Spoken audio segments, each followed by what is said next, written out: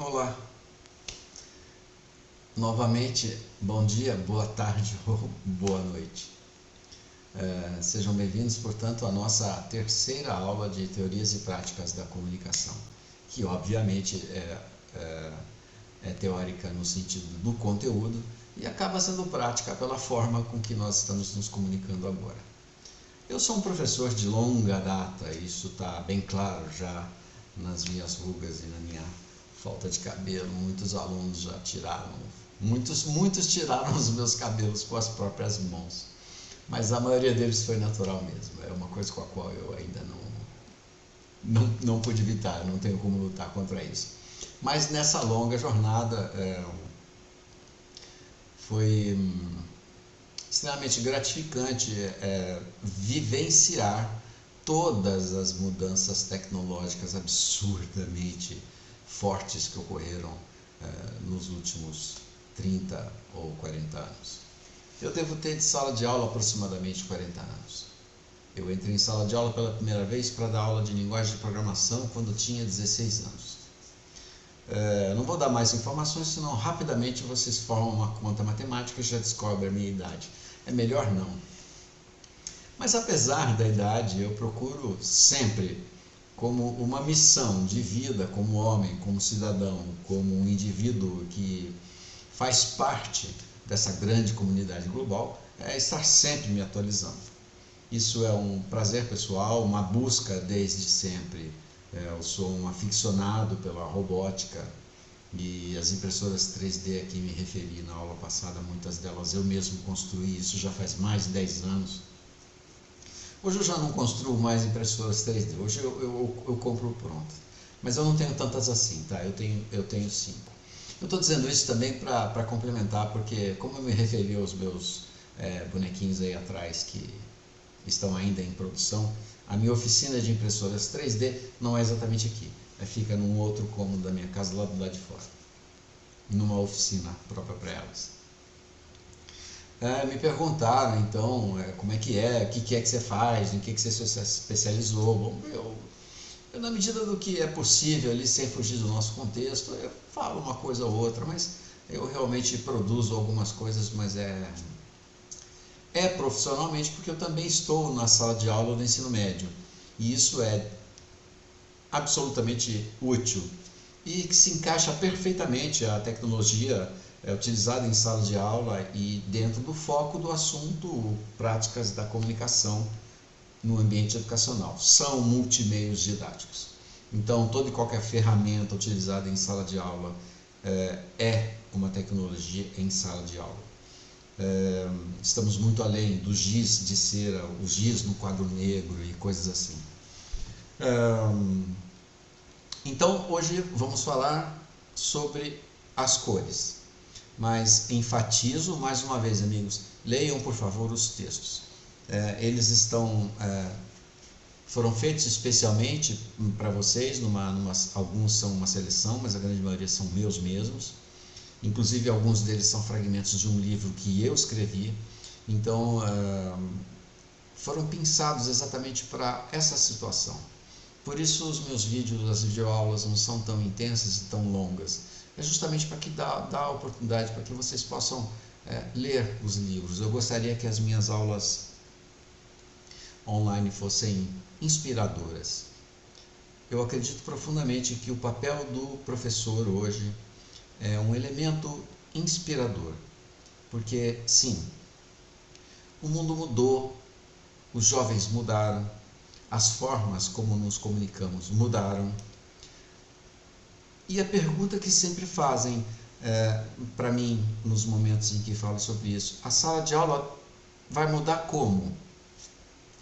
E eu respondo com uma outra pergunta: ela precisa mudar? A gente precisa desconstruir tudo isso para construir novamente da forma certa?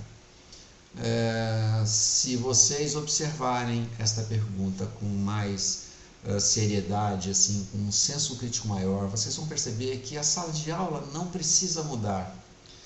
Infelizmente ou felizmente, o professor precisa mudar. Não adianta fazer reuniões reclamando do comportamento dos alunos ou com o rendimento baixo. há uma incompatibilidade da forma como expressamos os nossos conhecimentos e a forma como os alunos estão aptos a recebê-los. Então, o uso da tecnologia em sala de aula é importante justamente para preencher essa lacuna que está surgindo entre como era e como deve ser.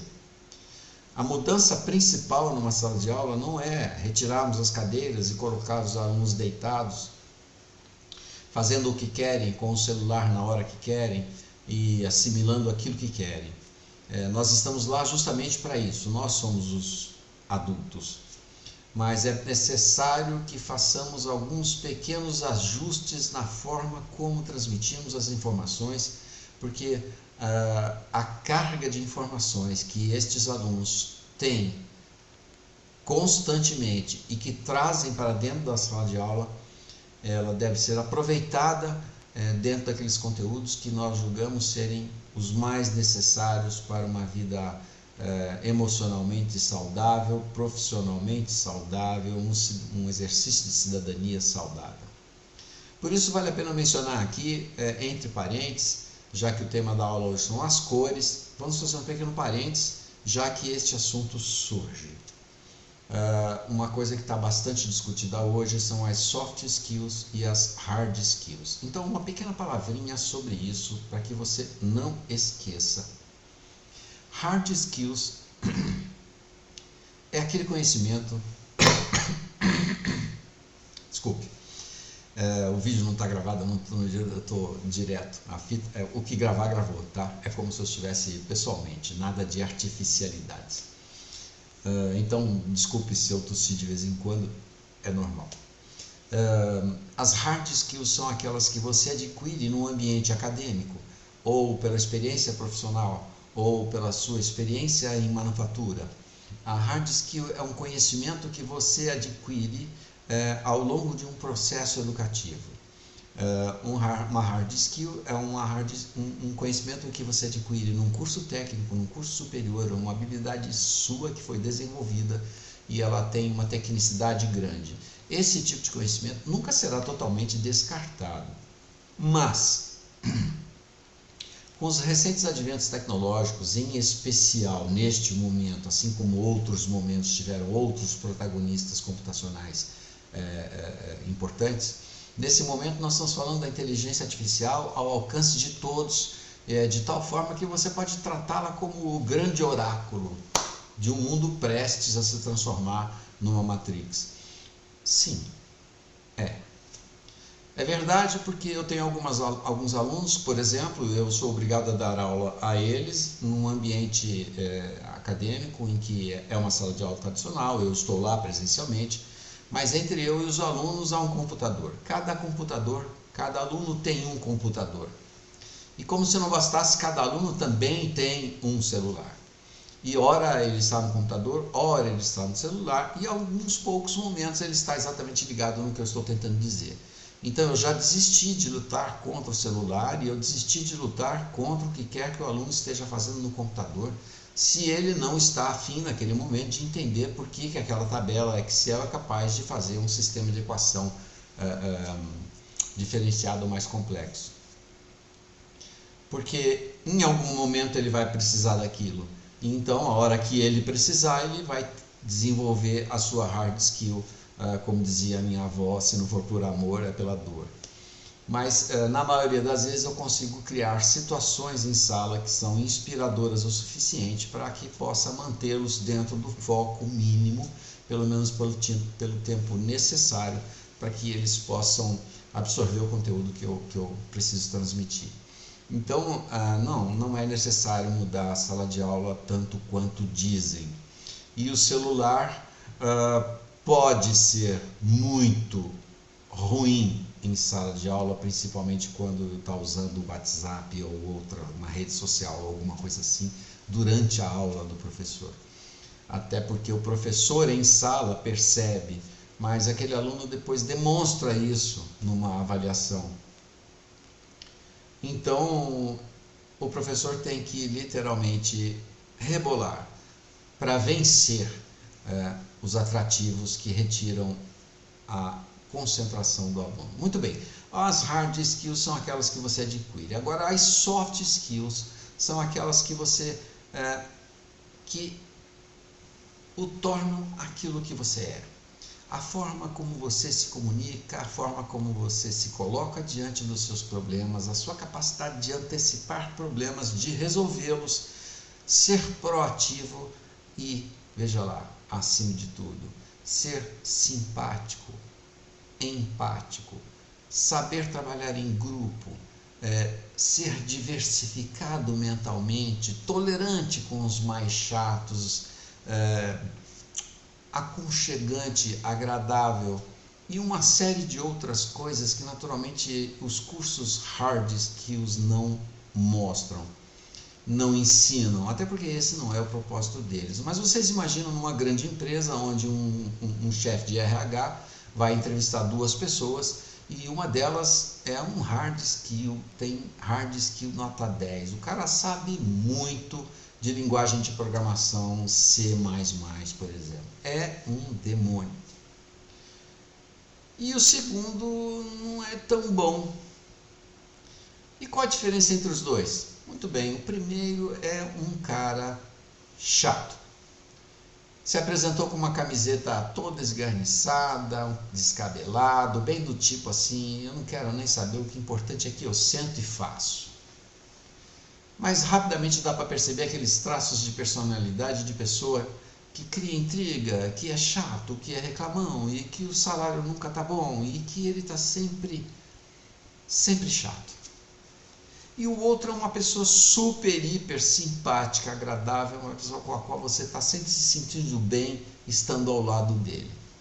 A sua responsabilidade, então, portanto, de chefe de RH ali entrevistando aqueles dois, é colocar alguém dentro da sua equipe que acrescente a equipe, porque o seu propósito é tornar a sua equipe uma equipe de alta eficiência. Então, portanto, numa equipe de alta eficiência, um elemento que seja querido por todos, ainda que não tenha uma hard skill top de linha, pode ser perfeitamente ajudado pelos outros, e essa unificação entre a equipe pode torná-la uma super equipe de alta produtividade. Então, isso está se tornando cada vez mais intenso, porque os trabalhos de hard skill começam agora a ser desenvolvidos por uma tecnologia que hoje nós estamos chamando de inteligência artificial e que é só o começo. Então, as características dos seres humanos passam a ser mais importantes do que aquelas características que os seres humanos aprendem. Isso não quer dizer que você tenha que deixar de aprender, mas quer dizer claramente que você precisa aliar o seu conhecimento hard skill e desenvolver capacidades cognitivas, sociais, de correlação mais intensas do que aquelas que você normalmente estaria acostumado a exercer. Se você for do tipo chato, então repense a sua forma de ser. Muito bem, então, fechando este parênteses, que eu considero bastante útil, vamos então dar uma olhadinha no que eu tenho para dizer para vocês sobre as cores a serem utilizadas. Então, hoje nós vamos falar de cores. Então, a primeira coisa que você tem que levar em conta, e que faz parte de um processo de construção de conhecimento como o que eu estou expondo aqui para vocês agora, como os nossos olhos captam a informação. Bom, é simples. Gente, eu não sou médico e nem oculista e nem posso entrar nos detalhes íntimos da ciência que revela por que os nossos olhos captam a informação. Mas eu posso te dizer tranquilamente que tudo é uma questão de onda. A luz bate numa certa superfície e determinadas frequências são ali filtradas e se retornam para a sensibilidade do olho humano. E quando retornam de uma forma diferente. A luz é refletida e conforme o comprimento da onda, o cérebro as interpreta com cores diferentes. A questão é, como usar o artifício das cores e o quanto ela influencia o cérebro humano de uma forma consciente. Não é apenas uma questão de gosto, não é apenas uma questão de gosto criar uma boa apresentação, não é apenas uma questão de gosto você se vestir com cores diferentes. Você agora passa a ter o poder de entender que as cores têm uma elegância em si mesmas e elas são comuns a quase todo tipo de civilização, na superfície desse planeta. Algumas cores básicas influenciam diretamente o sistema neurológico da pessoa e despertam uma certa sensação. É claro que há cores primárias, cores secundárias, uma miscelânea de cores absurdas, principalmente com quem trabalha com artes gráficas vai perceber que existe uma escala de 256 cores para cada nível de cor. E cada uma delas provoca um sentimento no cérebro, seja um sentimento de precisão matemática, a um sentimento de calmaria ou um sentimento exacerbado, uma emoção, concentração e outras coisas. Mas para uma apresentação, por exemplo, ou para uma boa aula, uma boa cor é sempre importante. Neste momento, na minha aula, eu optei por esse tom alaranjado com letras pretas, até porque eu não tenho como saber qual horário do dia você está vendo isso, porque eu considero o horário do dia extremamente importante, assim como a qualidade do palco, a qualidade do público que vai receber essa informação. Então, eu não posso utilizar essa técnica toda aqui, mas eu procurei ser o mais elegante possível. Se não fui, por favor, me digam. Apesar da minha própria aparência já não ajudar muito, né? Um senhor, eu já estou cheio de marcas, como eu já disse, metade dos alunos da minha vida arrancaram uma parte dos meus cabelos e a outra metade também. Então, eu estou procurando fazer a coisa da forma mais agradável possível. Fecha parênteses de novo, que eu tenho o mau hábito de falar demais. Eu tenho uma linha a ser seguida e vez ou outra eu dou uma escapada. Mas tudo bem, eu espero que vocês me perdoem e a gente alcance os fins a que se destinam. Então, como eu disse, a luz é refletida e conforme o comprimento de onda o cérebro interpreta diferentes cores. Como a gente vai usar isso na nossa vida? Cada cor tem uma personalidade. Cada um de nós pode fazer uma leitura diferente sobre essa expressão. Eu posso entender que o vermelho é paixão, eu posso entender que o amarelo é tristeza, eu posso entender que o azul é fofinho. E assim como os paradigmas sociais que nos enfiaram na cabeça desde que nascemos, que o azul clarinho é do bebê e o rosa clarinho é da menininha. Por quê? Por uma convenção social, por uma convenção social apenas. Não há nada de terrível em vestir um menino que acabou de nascer com uma toalha rosa. Mas convencionalmente a sociedade nos diz que é elegante, já que o menino que nasceu você dá um cobertorzinho azul. Da onde veio isso? Bom, não façam perguntas difíceis, eu acredito que isso tenha vindo de um hábito muito antigo para diferenciar ou alguma coisa assim. O fato é que as cores de verdade mudam o ambiente em que você está. E se cada cor tem uma personalidade, é bom que você entenda que a sua própria aparência física, a forma como fala, a postura, os gestos também geram uma personalidade. E se você está trabalhando com recursos multimídia, em algum momento você vai ter que usar uma cor para alguma coisa. Então, por favor, a partir de agora, leve em consideração a importância destas cores mais primárias que nós vamos discutir agora. Aliás, na aba do Moodle há um longo texto, e até um longo texto não tão longo, porque eu fiz questão de não colocar textos muito longos, mas há um infográfico muito interessante sobre aquilo que os estudos mais recentes nos revelam sobre o tipo de reação neuronal que temos no córtex ao vermos a predominância de determinada cor. Vamos lá. Então, se cada cor é uma personalidade, obviamente,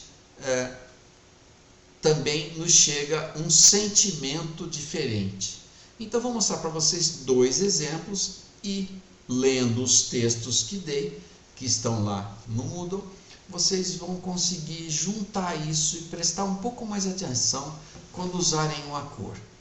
Principalmente se estiverem em um ambiente cujo processo pedagógico ou a necessidade de levar o aluno a algum tipo de conhecimento esteja sendo construído naquele momento. A cor pode fazer a diferença entre o material ser absorvido como deve ou simplesmente não ser absorvido.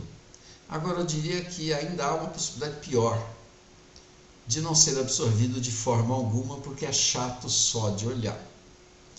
Chato só de olhar é a aula daquele professor que ostensivamente diz que já digitalizou e computacionou todo o seu material.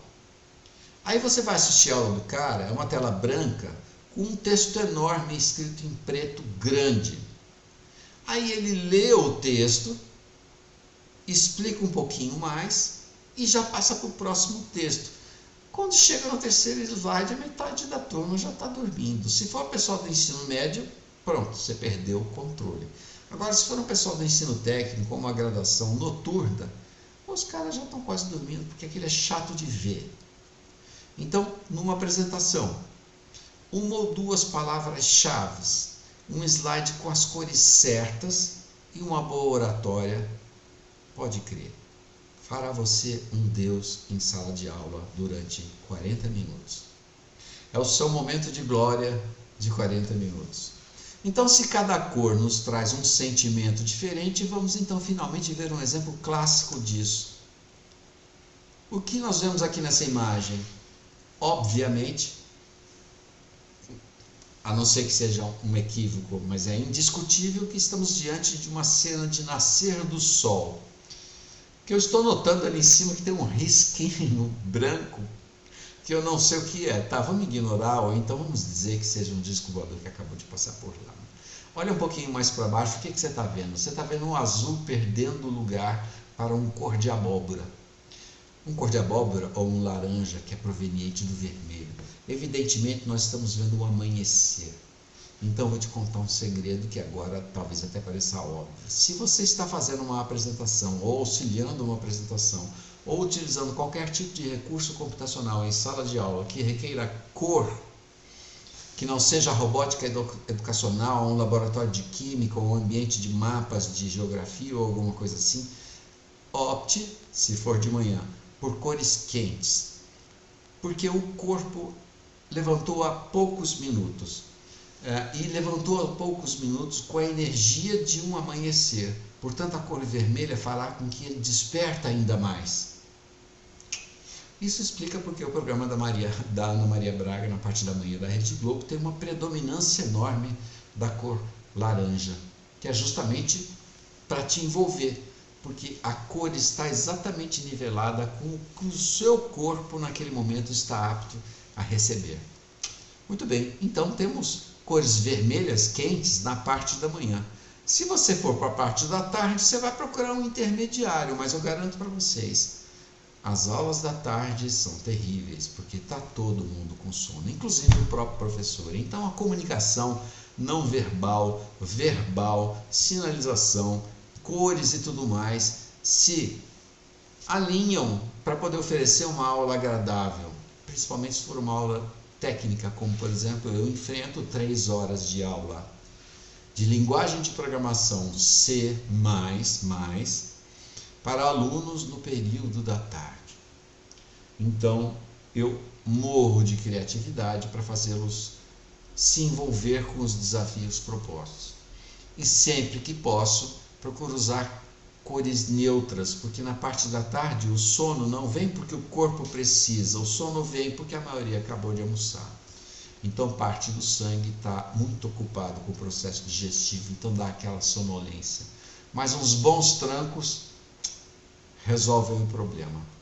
Muito bem, depois disso a gente vai ver um outro sentimento, óbvio. Veja essa imagem.